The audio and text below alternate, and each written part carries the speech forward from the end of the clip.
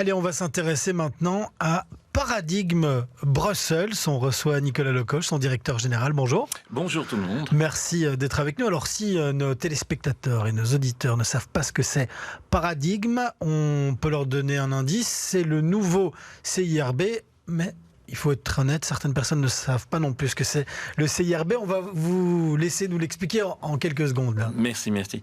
Oui, évidemment, un nom, c'est pas toujours très parlant, bien que celui de CIRB, Centre informatique de la région bruxelloise, devait quand même guider le tout à chacun vers son nom.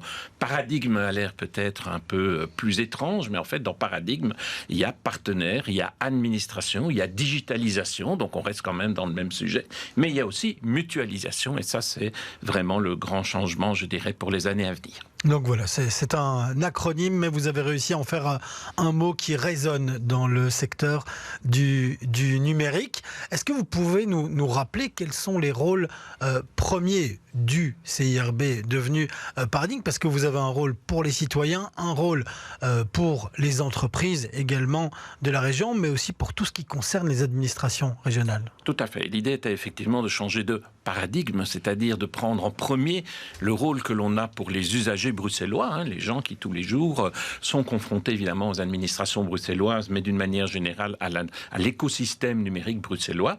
Et l'orientation que nous voulions prendre avec ce nouveau nom, c'était également de pouvoir supporter, de pouvoir accompagner, de pouvoir peut-être également innover avec nos différents partenaires administratifs dans le territoire de la région bruxelloise. Donc on n'est pas plus régional que local, que secteur santé ou zone de police. Nous essayons de travailler avec l'ensemble des institutions de la région bruxelloise pour améliorer l'écosystème pour l'usager dans les années qui viennent. Alors pour que tout le monde comprenne concrètement de quoi on parle, est-ce que vous pouvez expliquer à nos téléspectateurs et nos auditeurs quand est-ce qu'ils sont confrontés à Paradigme de façon indirecte? Alors toujours de façon indirecte, mais voilà, vous cherchez où vous pouvez gonfler le pneu de votre vélo qui vient de vous lâcher, vous allez sur My Brussels et vous trouvez l'endroit où sont ces... Et ça c'est fait avec des associations comme celles qui défendent le vélo à Bruxelles. Par contre, vous voulez rentrer un formulaire en ligne parce que vous avez besoin d'un formulaire pour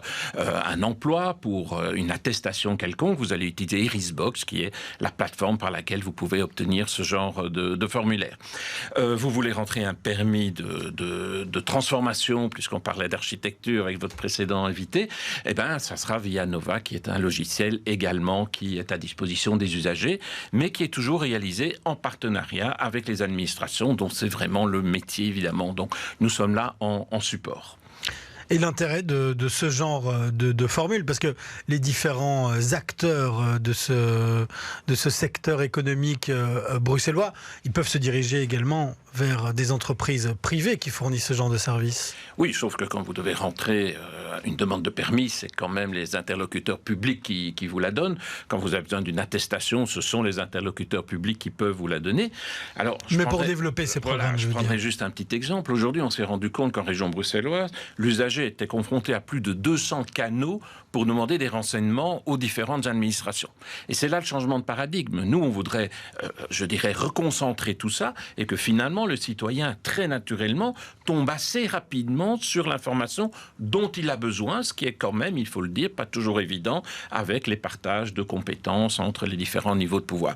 Donc c'est vraiment la facilitation du citoyen que l'on vise et il va rencontrer pas Paradigme, parce que vous l'avez dit, nous travaillons de manière indirecte, mais rencontrer les partenaires de Paradigme, en fait, à tout moment où il va avoir une interaction qui est plutôt dans le monde numérique, évidemment, puisque c'est ce qui nous préoccupe. Alors, ça ne veut pas dire non plus qu'on veut réduire Bruxelles à un écosystème numérique. Il y a bien sûr d'autres canaux, les guichets, etc. Et d'ailleurs, on a un plan d'inclusion numérique qui est fort important pour amener les gens à l'utilisation du numérique, puisqu'on s'aperçoit qu'en région bruxelloise, beaucoup de gens, malheureusement, aujourd'hui, n'ont pas soit l'élan, soit la capacité de faire des démarches numériques. Et quand on parle de numérique, on a vu plusieurs révolutions ces dernières années. Vous les avez suivies et subies en quelque sorte, même si vous essayez d'accompagner la région dans son ensemble. Quels sont les défis là maintenant pour Paradigme et du coup pour les Bruxellois et leurs entreprises et leurs administrations dans les quelques mois, les années qui viennent ? Alors il y a des défis technologiques, je pense évidemment à l'intelligence artificielle dont tout le monde parle aujourd'hui avec ChatGPT, qui n'est jamais que la part visible de l'iceberg qui est là depuis des années, mais aujourd'hui le public se rend compte que ça pourrait être un grand transformateur. Il y a aussi simplement le défi de l'investissement. Le monde numérique, ça demande beaucoup d'investissement, ça change rapidement, ça nécessite de toujours se remettre à jour. Et nous pensons, nous, chez Paradigme, qu'aucune institution n'a la capacité d'investir toute seule dans son monde numérique. Et qu'il faut une approche globale et mutualisée. Et c'est ça, en fait, le changement de paradigme. C'est là le M de mutualiser. C'est de dire, mettons nos budgets ensemble, mettons nos expertises ensemble, parce que bien sûr, chacun a des expertises, et essayons d'avoir une approche globale et coordonnée de la problématique. Je prendrai juste un petit exemple. Prenons la cybersécurité. On entend tous les jours des communes, des hôpitaux qui se font hacker par des méchants terroristes cyber, et on voit que chaque fois, ce sont des dommages en dizaines de millions d'euros qui en résultent. Pourtant, il faut bien dire qu'il y a peu de plans coordonnés contre la menace. Et nous pensons qu'au lieu que chaque institution investisse, certes de manière très légitime et très valable dans son coin, nous pourrions avoir plus d'efficacité avec le même budget, avec une rapidité augmentée, en ciblant ensemble et vraiment dans des structures de gouvernance. Donc c'est pas Paradigme qui décide, Paradigme ne fait que mettre les gens autour de la table et décider du plan d'action de manière à avoir une réponse coordonnée. Merci beaucoup Nicolas Lefoche d'être venu nous expliquer, nous détailler un petit peu plus ce que fait le nouveau CIRB, c'est-à-dire Paradigme au niveau du numérique ici à Bruxelles. Merci. Merci beaucoup.